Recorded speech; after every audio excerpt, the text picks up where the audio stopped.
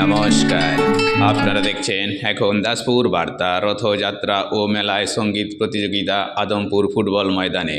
পশ্চিম মেদিনীপুর জেলায় দাসপুর 2 ব্লকের 1 ফেব্রুয়ারি রবিবার মাঘী পূর্ণিমার পুণ্য লগ্নে শুরু হয়েছে শ্রী শ্রী গোপীনাথ জিউর রথযাত্রা ও মেলা 26তম বর্ষে। এই উপলক্ষে আদমপুর আদর্শ গ্রাম উন্নয়ন সমিতি ও গ্রামবাসীবৃন্দের পরিচালনায় 9 দিন ব্যাপী এলাকাবাসীর আধ্যাত্মিক উন্মেষ, বিনোদন সহ খেলাধুলা, শিক্ষা, স্বাস্থ্য ও সংস্কৃতির প্রসারে রক্তদান, কীর্তন গান, অঙ্কন, আবৃত্তি, তাৎক্ষণিক বক্তৃতা, কুইজ, দিদি number 1, short pitch cricket tournament, dance troupe আয়োজনের জমাটি আসরে 6 ফেব্রুয়ারি শুক্রবার খ বিভাগে হয়েছে 10 থেকে 12 বছর বয়সীদের রবীন্দ্রসঙ্গীত প্রতিযোগিতা। 42 জন প্রতিযোগীর মধ্যে প্রথম আরিয়ান সামন্ত, দ্বিতীয় জসিকা পাত্র এবং তৃতীয় কস্তুরী মণ্ডল।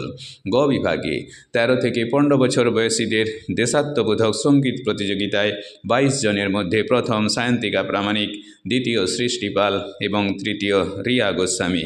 প্রতিযোগিতা শেষে বিচারক প্রাক্তন বেতার সঙ্গীত শিল্পী অরুণ কুমার ঘোষ ও রাজকুমার ঘোষ বিজয়ীদের হাতে পুরস্কার অর্পণ করেছেন। পরিচালনায় ছিলেন উদ্যোক্তাগণের পক্ষে সুনীল কুমার প্রামাণিক, বিশ্বজিৎ মণ্ডল ও অরিন্দম মণ্ডল প্রমুখ বিশিষ্ট ব্যক্তিবর্গ। আদমপুর থেকে রিপোর্টে শ্যাম সুন্দর দলই। Like and follow with subscribe এখন দাসপুর বার্তা।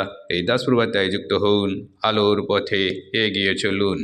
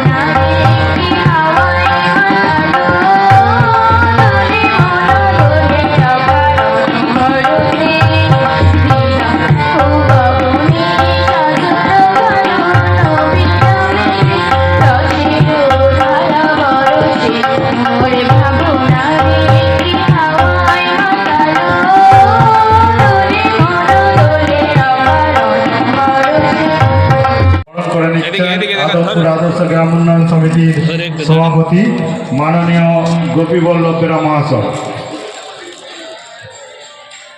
10 থেকে 12 বছর বয়স পর্যন্ত প্রথম স্থান আরিয়ান সামন্তের হাতে পুরস্কার তুলে দিচ্ছেন বিচারক মাননীয় অরূপ কুমার ঘোষ মহাশয়।